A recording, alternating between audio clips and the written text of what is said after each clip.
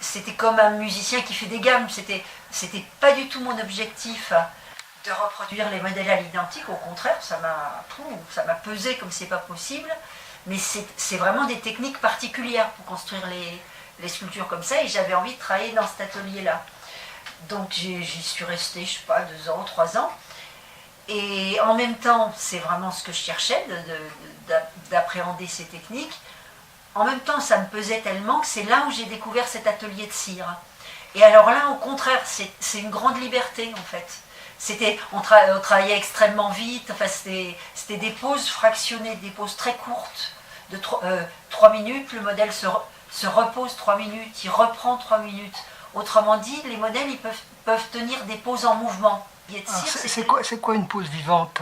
Eh bien justement, ça doit être pour ça que j'ai choisi celle-là. Tu vois, je n'avais pas réfléchi. C'est des poses vivantes, c'est des poses dans lesquelles le modèle peut continuer à habiter sa pose. Quand tu restes des dizaines d'heures comme ça, bah, tu penses à autre chose. T'es pas dans ce que tu présentes. Une pose, c'est comme un acteur en fait qui met en scène quelque chose, qui se met en scène. Imagine un acteur qui resterait immobile dans la même séquence pendant des semaines. Ouais. Enfin.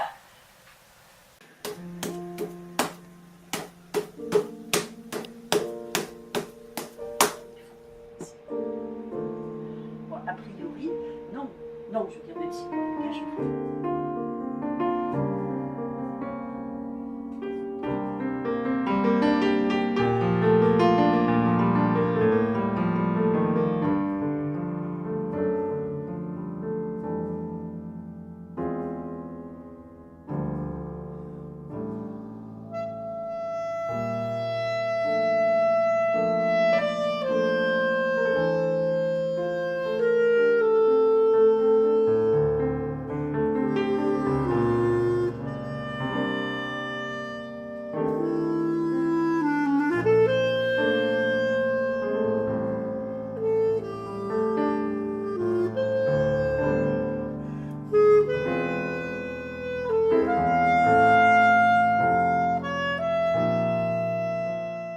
je travaille avec des gens qui sont fondeurs, qui sont mouleurs, qui sont des gens extrêmement pointus dans leur boulot. Et il y a différentes pratiques. Il y a le mouleur, il y a le fondeur, il y a le ciseleur, le patineur. Enfin, tout ça, c'est des métiers différents, extrêmement complexes. Et on travaille en collaboration. Et en même temps, la seule chose qui m'intéresse, c'est de pouvoir exprimer des choses avec ça.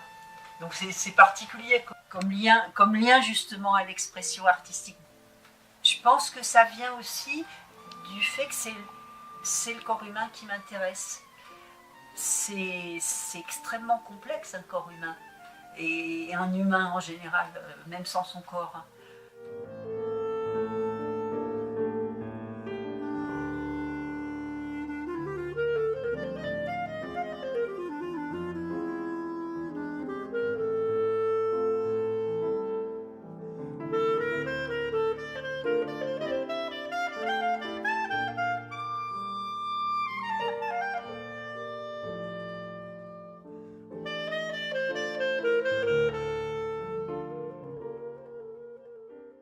C'est ce que je suis en train de dire.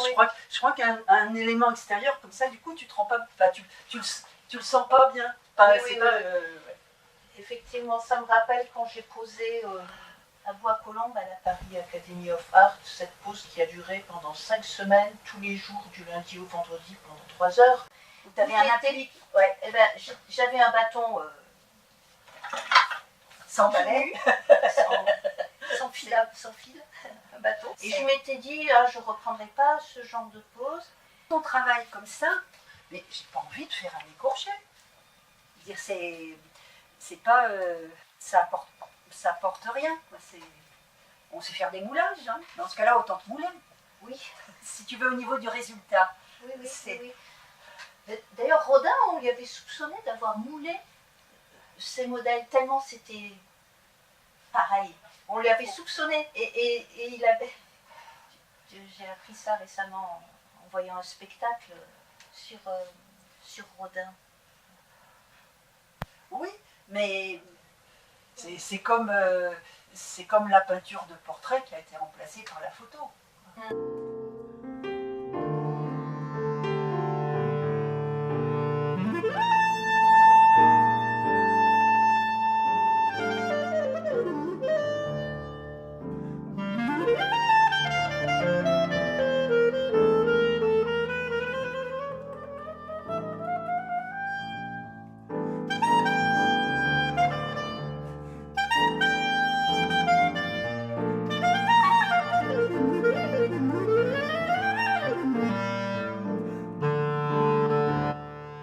Mais celle-là, en dehors Ouais. de ce lien à cette période-là, c'est vrai que c'est une sculpture qui, moi, me parle de plein de choses.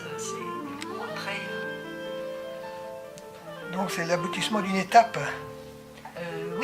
oui, quand je parle de liberté, si je dis que pour moi, elle me parle d'un grand nombre de choses, elle s'appelle La femme borgne. C'est l'aboutissement, c'est d'arriver à faire passer des choses, à mettre dans un objet qui est une sculpture, des choses que je souhaite exprimer.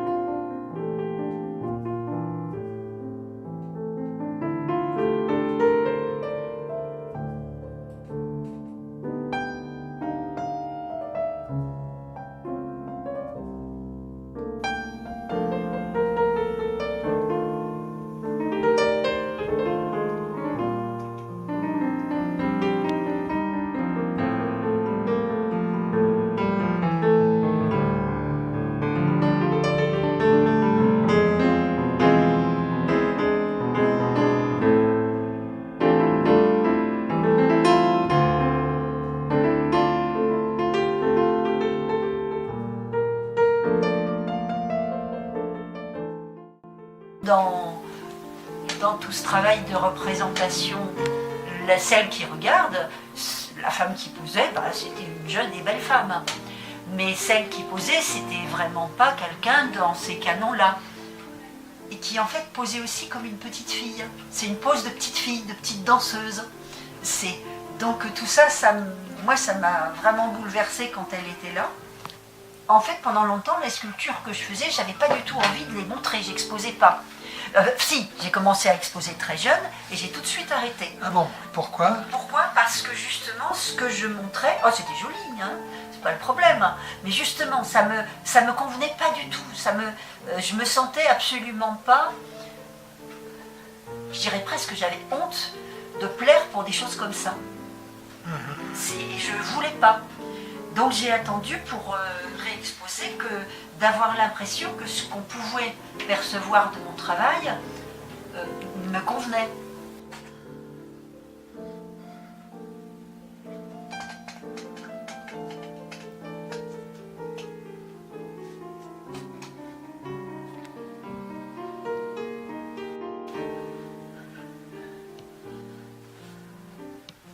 Parce qu'en fait, quand je parle, c'est comme si je travaillais sur comme si c'était n'importe quoi, informe. Et ça, j'y tiens. Justement, je ne veux pas, comme elle dit, réfléchir, calculer.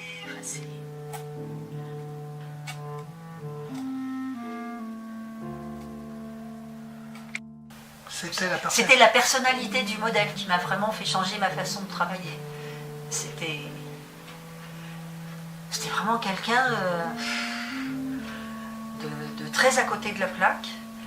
Il arrivait, il était complètement ailleurs, il était toujours en retard, il faisait plus clodo que modèle, ce qui est quand même pas habituel.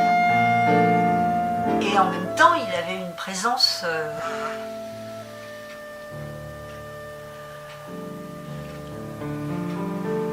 j'ai l'impression qu'il y a beaucoup de gens qui n'imagineraient pas que c'est fait avec un modèle. Ah oui, en effet, oui, tout à fait. Ouais. Qui n'imagineraient pas. Ça leur viendrait pas à l'idée. Alors pour moi, c'est fondamental qu'il y ait eu quelqu'un qui ait posé. Voilà, lui, il explique pourquoi j'aime travailler avec un modèle. Je ne serais jamais allée aussi loin si ça n'avait pas été quelqu'un qui avait eu cette présence-là.